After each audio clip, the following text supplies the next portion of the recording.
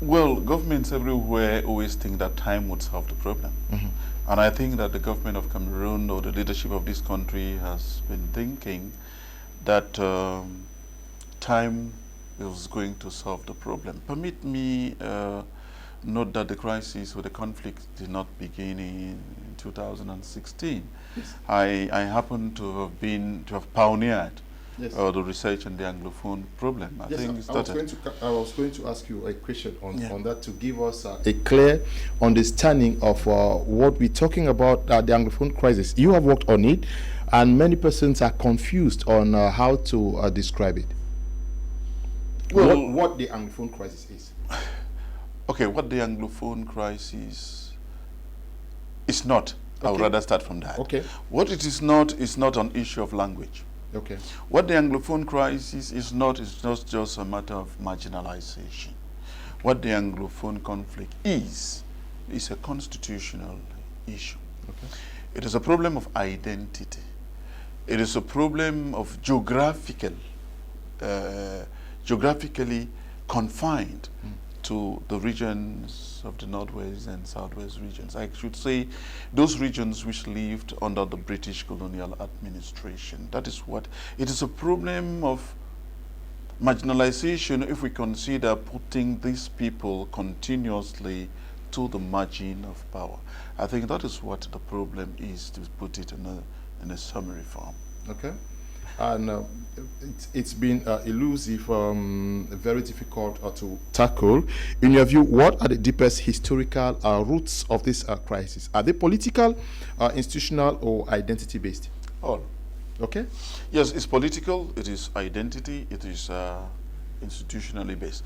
You see, I said that what the Anglophone problem is not, is the problem of language. So is this a problem of identity? Because we have people who are very confused in the definition of who an Anglophone is. You know, because many people speak English, I am very convinced that Cameroonians who've been to school are both Anglophones and Francophones at the same time when we come to the linguistic definition of who an Anglophone is. But when we are talking Cameroon, Anglophone is geographically located. It is not linguistic. Okay. It is geographic. It is regional. It is ethnically based. An Anglophone in Cameroon, if you want me to put it, is somebody who originates from that territory which lived under British colonial administration, even if that person speaks English or not. Simply put, even my grandmother, who comes from that region, who doesn't speak English, is Anglophone by that concept. In the same manner, a Francophone would be the reverse. Anybody who lived or who originates from the 8 different regions of Cameroon, which lived under the French colonial administration, even if they speak French or not, they are Francophone. So somebody from the extreme north region, in this context, who doesn't speak French, is Francophone. So, as far as this discussion is concerned, the Anglophoneness should not be limited to language.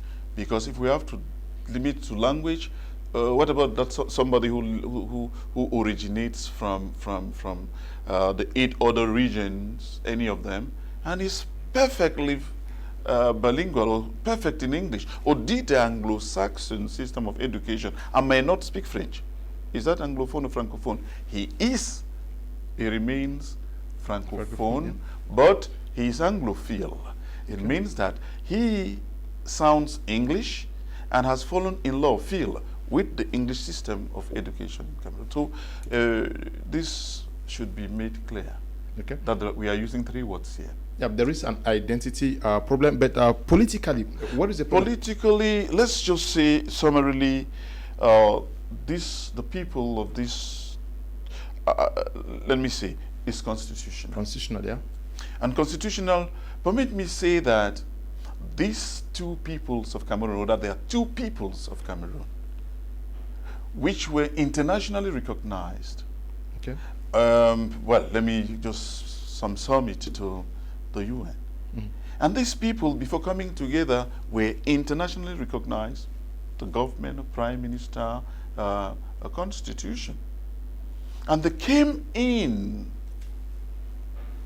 with a decision to say, can we, after having separated for a long time, come together?